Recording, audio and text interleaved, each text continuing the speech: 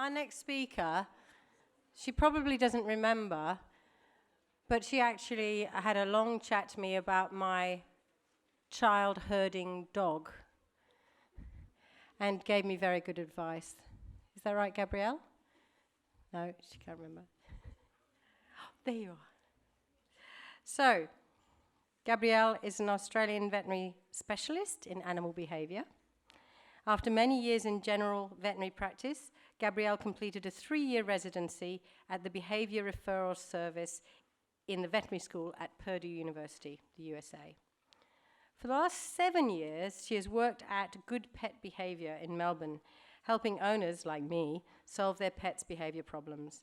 Additionally, she provides educational opportunities in animal behaviour for a range of audiences from the veterinary, welfare and public arenas.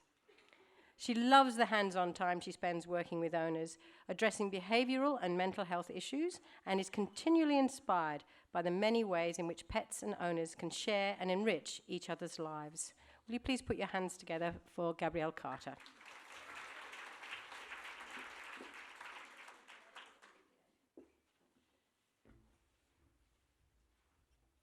Right, thank you very much.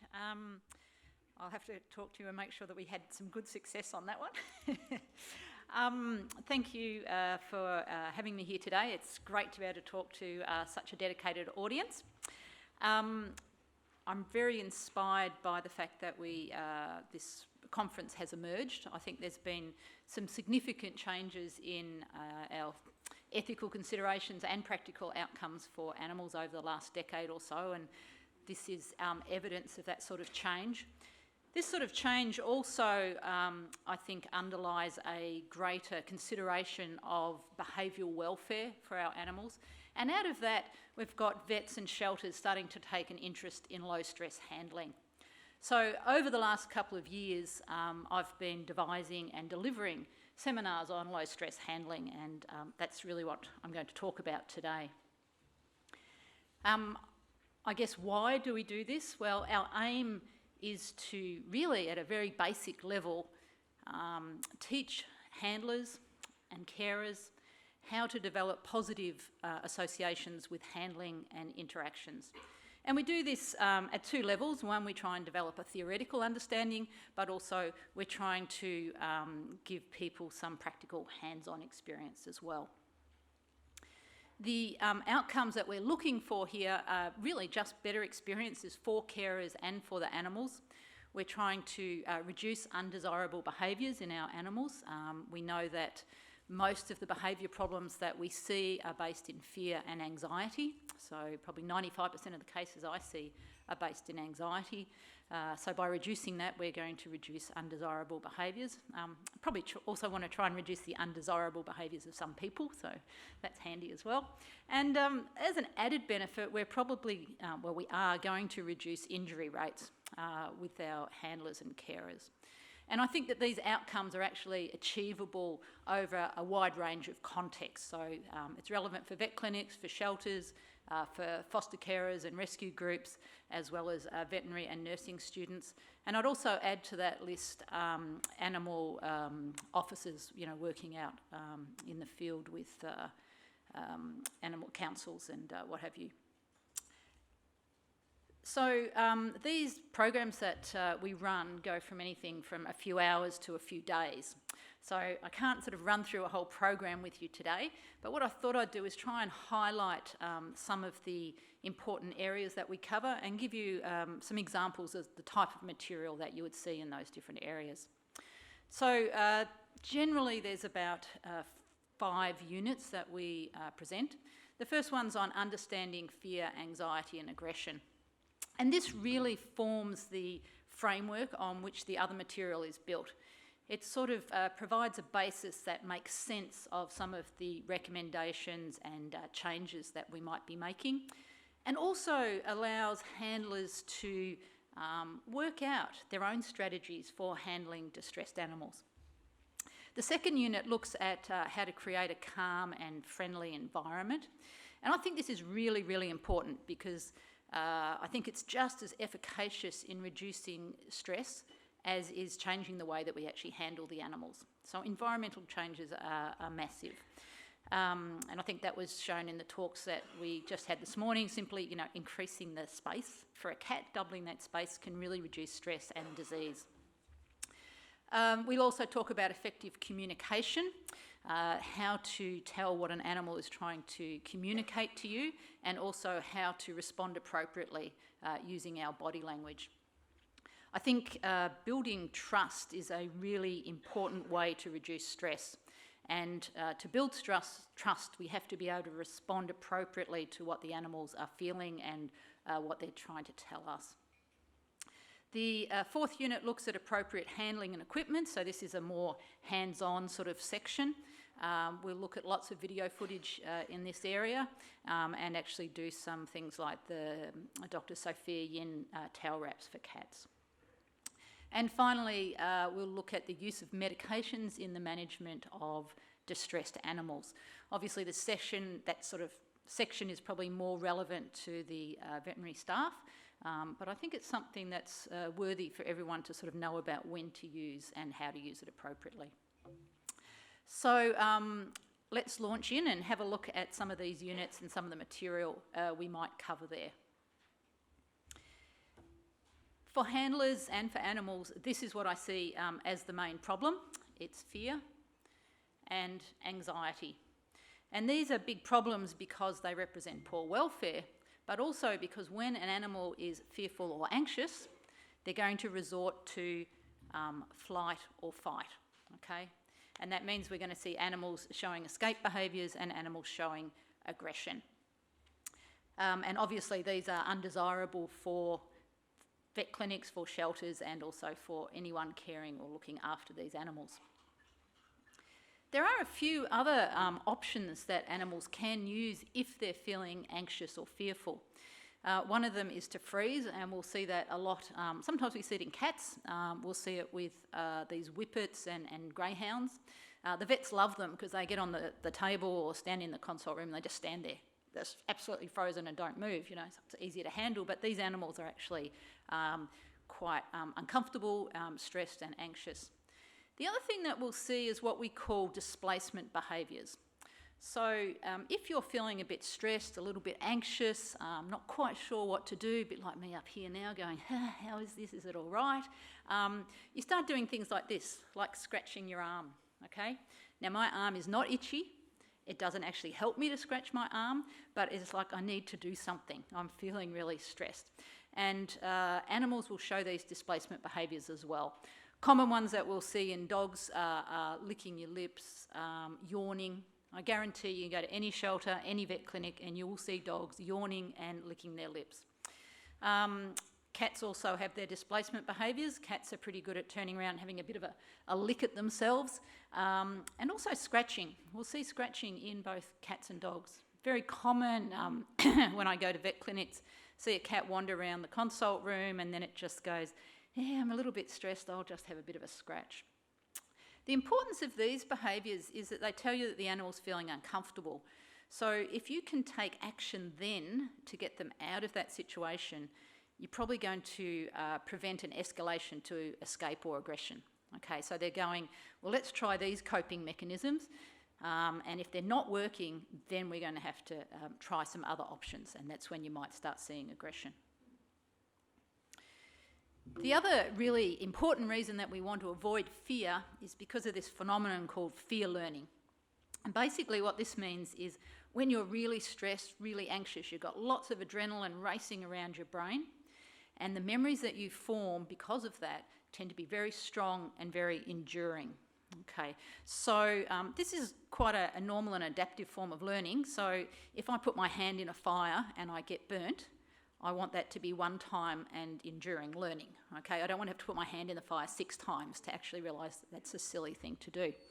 So one-time learning is good. However, if you have an animal that comes to your shelter, that comes to your vet clinic, or that meets you as an unfamiliar person and has a traumatic experience, then that can also result in one-time learning. That's very enduring, and these sorts of developed or learnt fears can be very, very difficult and challenging to turn around.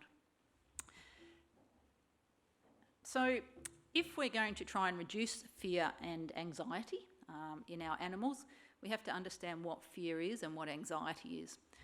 So fear is when you feel threatened or concerned that you're going to be harmed, okay? So that's pretty straightforward. Anxiety is when you anticipate that you may be harmed or you may be threatened, okay? So it's not necessarily something that's happening at the moment. Two key factors that underlie anxiety is a lack of control and a lack of predictability, okay? So if you think about being anxious, you're expecting something bad to happen. You don't know when it'll happen, what it'll look like, how bad it'll be, except you do think it will have a bad outcome for you. So that means you don't feel that you can control what's going to happen to you. So key factors in anxiety is a lack of control and a lack of predictability. If we can put some control and predictability back into animals' lives, then we can reduce their anxiety. And this is part of what we're trying to do with our low stress handling. So if we look at that dog there on the canoe, he's looking pretty anxious. How much control does he have? He's got no control. He's cornered in there. How much predictability is? None. He's probably never been on one of these before. So yeah, it's pretty scary.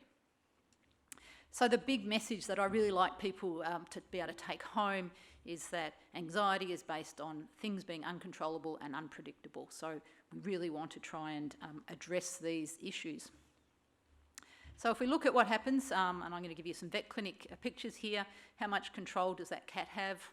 Not much. How much control's going there? Not much. Predictability. What's this cat thinking? Does it know what's going to happen when you open that lid and take him out of that cage? Yep, control, predictability. I mean, owners don't carry their cats around like this at home, so this is really unpredictable and unknown. And even this guy, so he's got a fair bit of control still, but he's in a very unpredictable environment. So he's in a vet clinic with jars of cotton wool and tongue depressors, different smells, people wearing different uniforms. So it's pretty unpredictable. The other thing that happens with animals that are in our care is that often we're either restraining them or we're confining them. Okay, so if we restrain them, so they're on leash, we're holding them, or they're in cages, what we've done is taken away their flight option. So if they're fearful and anxious and they go, shall I use flight or fight? Well, you've taken away the flight option. They don't have any choice. They're going to be much more likely to use aggression. Another thing that commonly happens and needs to be thought about when we're handling these animals is this condition of irritability. So I'm sure we all know what it's like to be irritable, and by definition it means it just doesn't take very much for you to show an aggressive response. And some of the animals that we are dealing with will have disease, discomfort, pain, and these things will contribute to irritability. So if you're going to go and get an animal, say out of a cage for instance, you really need to be thinking about what's going on for this animal. Does it have dental disease and a sore mouth? Does it have anal gland problems and a sore back end? Has it got a sore back? Does it have, an upset tummy where it might be sore to handle it there? You really need to know in advance as much as you can about that animal before you just go in and say, oh yeah, I'll grab that cat out of the cage. All right, so that's just sort of some ideas of some of the things that we talk about in that unit. In the second unit, we're talking about creating calm and friendly environments, and there's probably lots of people here that have engaged in this and look at lots of environmental enrichment, and we've certainly had a bit of talk about that this morning. So I won't go into a lot about creating calm and friendly environments, but I will mention the use of pheromones. I don't know whether you're all familiar with the product Feliway. This is a synthetic pheromone, facial pheromone from cats. So pheromones are like smell chemicals that have effects on emotions and on behaviour. And so this Feliway product is really helpful in reducing stress in a number of cats. So the chart up here is from a study where they got cats and they put them into carriers and then they put them into a car and drove them around for an hour. And then they did some tests to measure how stressed they were. And the blue bar there is showing the number of cats that showed high stress levels, or what their stress levels were on average when Feliway, this pheromone, had been sprayed into the cages, compared to a placebo. So the implications of this are, it's probably a really good idea to be using Feliway when you're moving cats around. So before they come to vet clinics, when you transfer them from one foster home to another, when you send them off to an adopter, it's going to make these cats a lot less stressed when they arrive at their final destination. The other way that Feliway can be used is when we're housing these cats. So this is a study that was done in a vet clinic with cats that were being housed in the hospital there. And they found that if you sprayed Feliway into their cages, these cats tended to eat more and they tended to groom more. Interestingly, if you put a carrier, the cat's carrier, in the cage as well as spraying Feliway in there, you are able to increase their interest in food even more. So that's providing a little bit of shelter and hiding spots for these animals, just making their environment a little bit more complex and enriched. So there's some simple things that we can do. This is one of my favourite sort of enrichment things, so I just had to put it up there for you.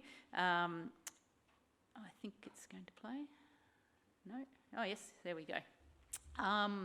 So this is just using paper bags. Cats really like to hide. We can reduce a lot of stress by giving them places to hide.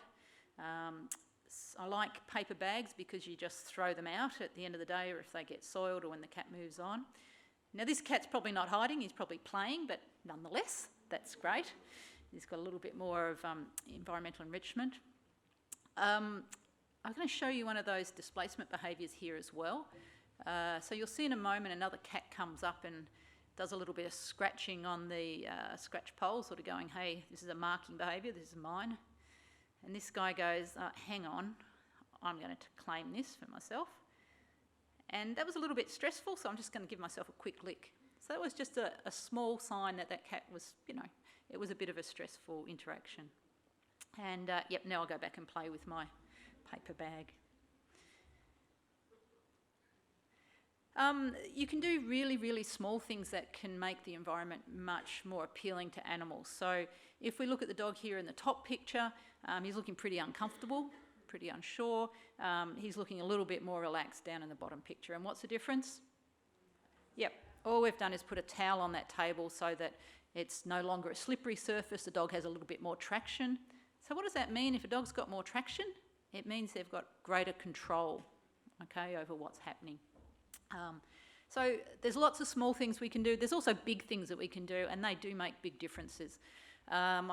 If you're working, say, in vet clinics, I think we can get a huge reduction in stress in cats if we have cat-only waiting rooms, consult rooms, work rooms and housing areas. The clinics that have done that just show, anecdotally, have an amazingly easier life, and the cats have a much, much better time as well. All right, so that's sort of some of the types of material that we'd cover there. We then look at communicating with animals, and that means that we need to have a good understanding of body language. So we'll run through body language. In particular, we're going to be looking for signs of anxiety and fear, because that's what we need to be recognising. This is a video that was put together for me by a final year veterinary student at Melbourne Uni. It was one of their projects, but I think it's quite nice. So here's our lip licking and yawning.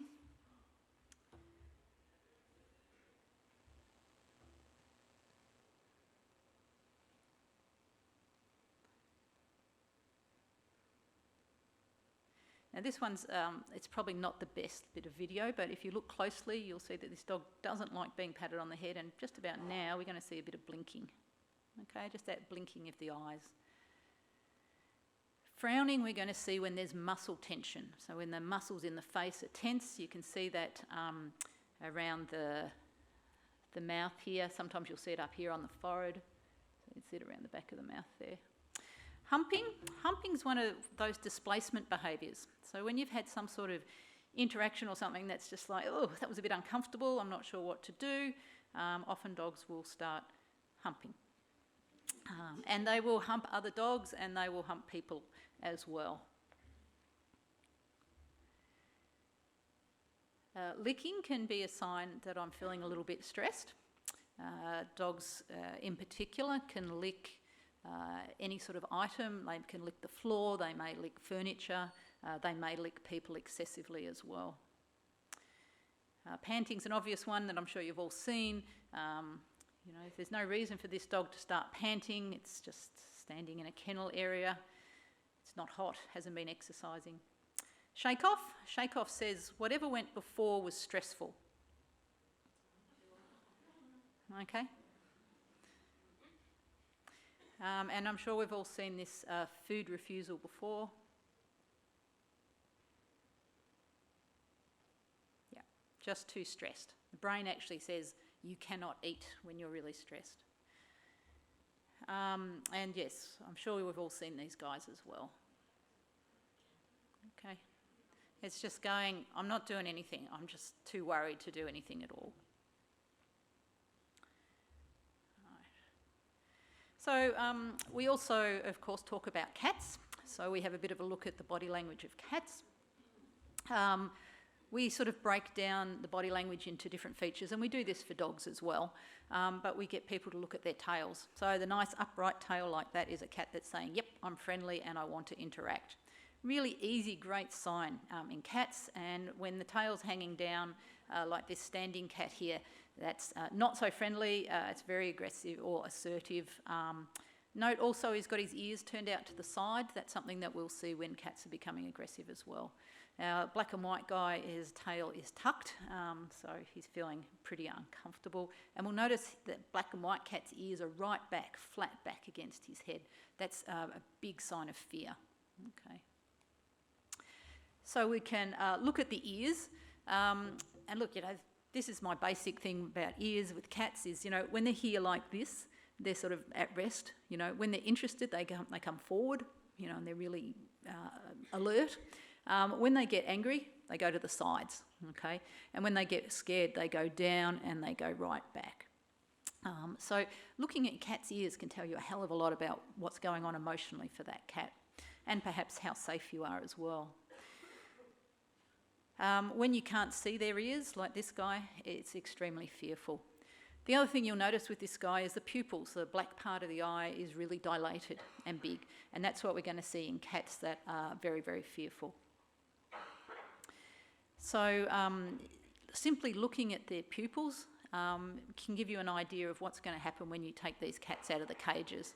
So the cat up the top there, looking pretty normal, pretty neutral. The guy down the bottom's got some dilated pupils, a little bit more fearful. That's the cat you might want to spend just a little bit more time with before you go grabbing him out of the cage. Another thing about cats is when they greet each other, they tend to not directly stare at each other. They tend to look in what we call the middle ground. Okay, so instead of staring, you know, staring at my hand there or a cat there, I'm going to look about here, okay? I'm going to look here. I'm not going to look right at them. Because if you look straight at them, it can be really threatening. And you'll find if you're working with cats, just simply not having that direct eye contact, just looking slightly to the side, you can still see them out of your peripheral vision, can really make them feel a lot more comfortable.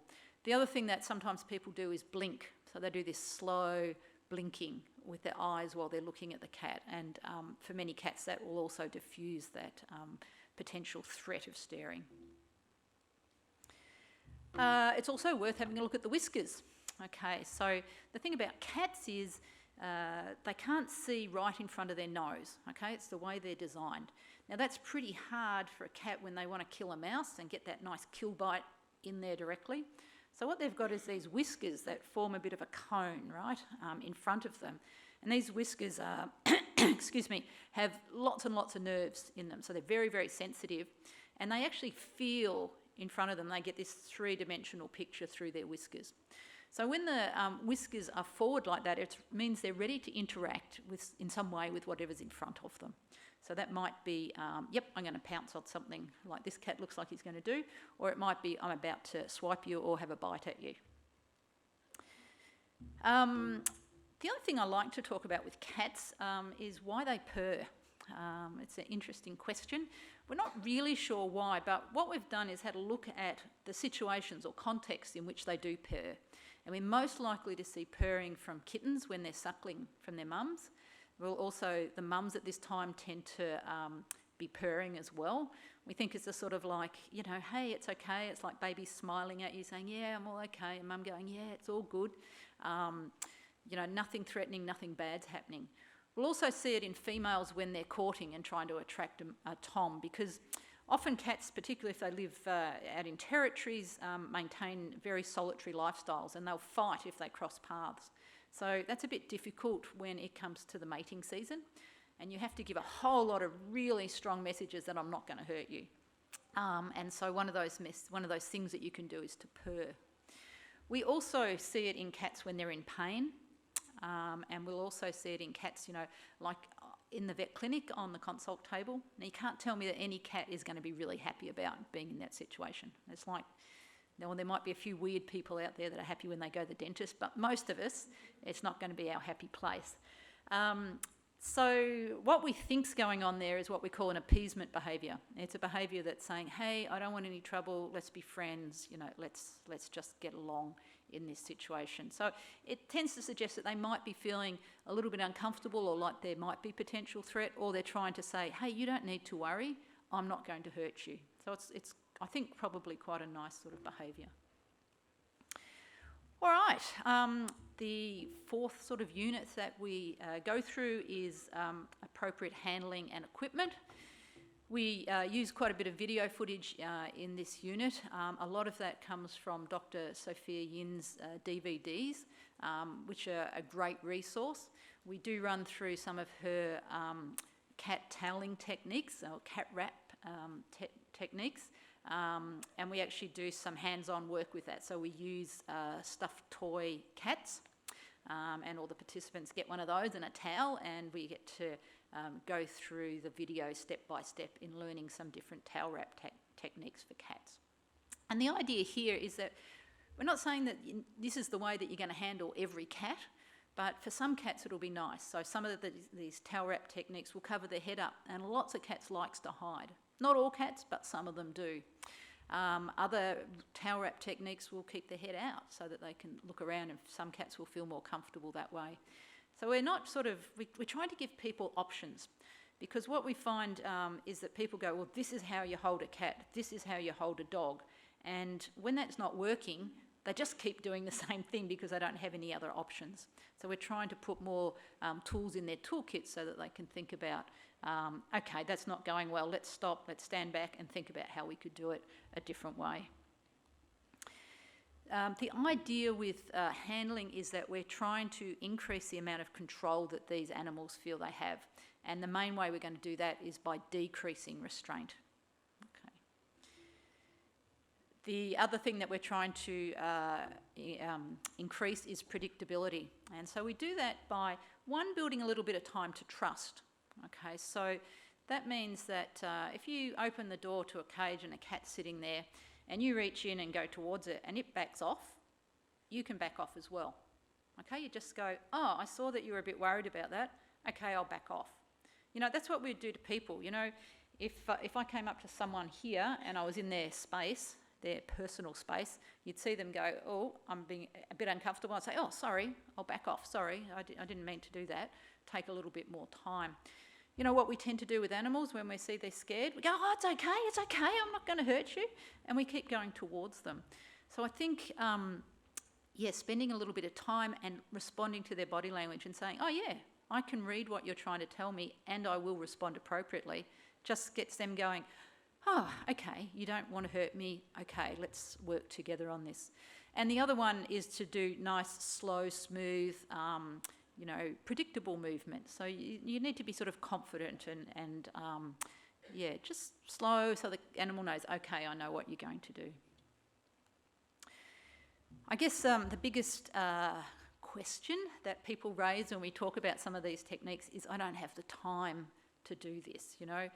We're often time poor and we say, no, I just have to get that cat out and get it on the table to get it spayed, or, you know, I've got 20 cat cages to clean today. I just need to get that cat out and put it somewhere else. And I really think this is a bit of a fallacy. If you can spend, 30 seconds with most animals, just building that little bit of trust, you're going to save 5 or 10 minutes down the track. So you're not going to have an animal that's struggling, that's fearful and anxious and trying to get away from you. And I really think that does save time. So just to try and prove that to you, that it really doesn't take a lot of time, what I'd like you all to do in a moment is close your eyes, and I'm going to ask you to imagine that you've got a cat there in a cage, and you're going to try and build up a little bit of rapport with it, sort of introduce yourself, respond to it appropriately, and then see if you can get it out of the cage. And I'm going to give you 30 seconds. I just want you to do a visualisation of what that looks like. All right, so if you all close your eyes now and start visualising getting that cat out of the cage.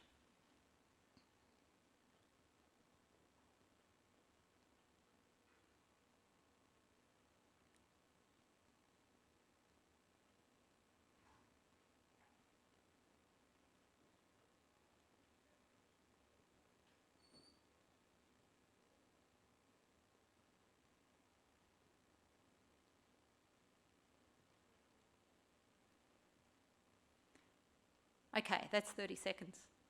All right? Seems quite a long time, doesn't it? Okay, and if we can't all, spend 30 seconds with our animals, then, there's something wrong. Now, it's not all animals, that's not going to be enough. Yeah, some of them you're going to have to spend 2 or 3 minutes with, but it's still a very small amount of time compared to what's going to happen if that animal's really stressed. All right, here's a video This from dog is fearful Sophia at the Yin. veterinary hospital. During the last visit, she had to be held struggling and mouthing in order to get her blood. Here she is in the exam room. It's important to approach backwards in this tiny room and to avoid making eye contact. Once you're close enough, you can counter-condition to petting.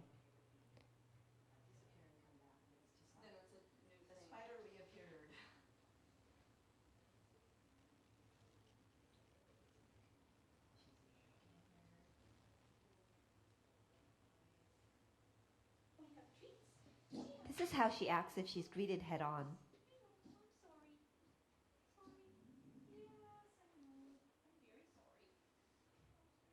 She's more comfortable when the doctor's facing sideways.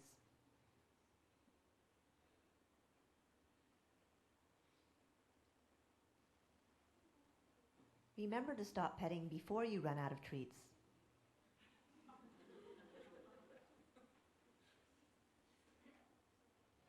This dog looks nervous as the veterinarian continues to pet her. Also, remove your hand as soon as you're finished giving the treats. They may be okay with your hand while they're getting treats, but when they're finished getting treats, they may remember that they're scared.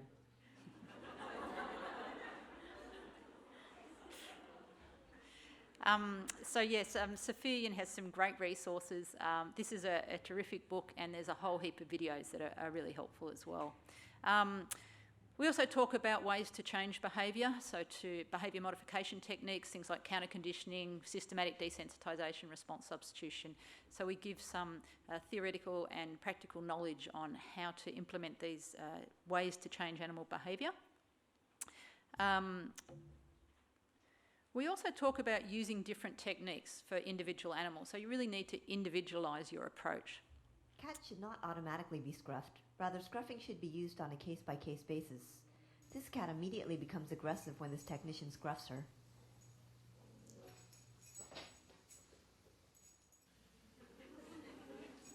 But she remains calm and cooperative when restrained in a less restrictive manner. For those cats that squirm, a leash, harness, or towel can be used to help hold them in place.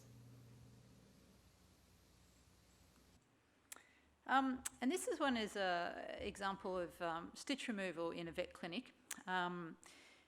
Again, it's sort of trying to tailor your handling technique. So the technique that these nurses use is a fairly standard technique, but it's really not appropriate, I think.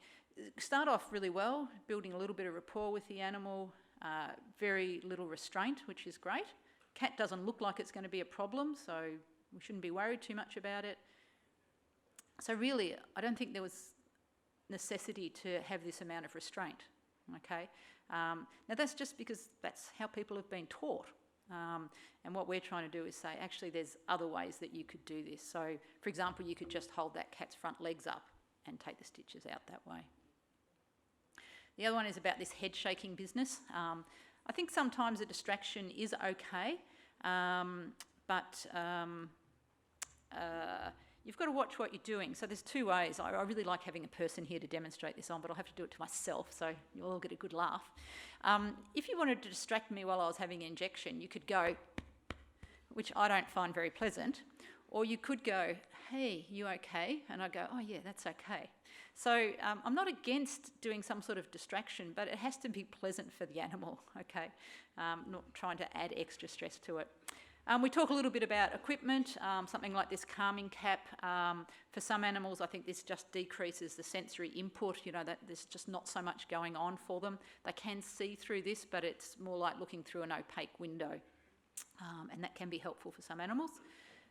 Easy slip leads, a lot of people are probably already familiar with this. That's a sort of slip lead that you put over their neck because you can't actually bend down to, clip something onto their collar for some of these dogs. And then you're faced with the situation of getting that leash off, which means you have to put your hand there and loosen it off. What this has is a little string or a second leash that's clipped onto the ring there so that you can actually make that loop bigger. If we look at it a bit closer, you can see you can just pull this string to make that loop a bit bigger so you don't have to reach over that dog's head. And finally, we look at medications. I think medications can be very, very helpful. I think if you're faced with a difficult animal, you've got a few options. You can say, do I need to do whatever I wanted to do with this animal now? And if not, maybe you just abort and go, okay, well, we'll work on some handling activities for this animal to make sure it's better next time. You're going to modify the way that you approach it. You can look at using a different technique. You can try and modify the animal's behaviour using a behaviour modification technique. Or you can look at using medication. And when I'm using medication, really what I want to do is make sure that the animal doesn't get any of that fear learning going on. So I want the animal's experience to be, I walk into the facility, everyone's quite nice to me, I got a jab and then I walked out and I was fine. Okay, so all they have an experience of is walking into that clinic and then walking out again. They don't have a memory of anything that was going on in there. And that's really helpful for preventing this fear learning, and in fact can help some animals get over their fears of the clinic. If they go there several times and they go, actually nothing bad happened, it can be really helpful. There are also some medications that muck up your memory, so they're amnesic. So they stop these long-term memories forming. Certainly if an animal does have a traumatic experience, I think we should be giving them some of these amnesic medications. So to summarise, what we're trying to do is to make animals feel safe and comfortable and to trust us that we're not going to harm them. And that's a really important message to get across to the animals when we first meet them. We're going to guide them and give them lots of directions to try and make things as predictable for them as we can. We're going to try and use minimal restraints so they have a greater sense of control. And of course, we're going to respond to the animal and what it's trying to tell us. And that means we need to understand its body language, and we also need to understand how to do behaviour modification work. And we really want to avoid struggling. And I did put this slide up because I thought we were going to have questions, but we're saving them for the end. Thanks.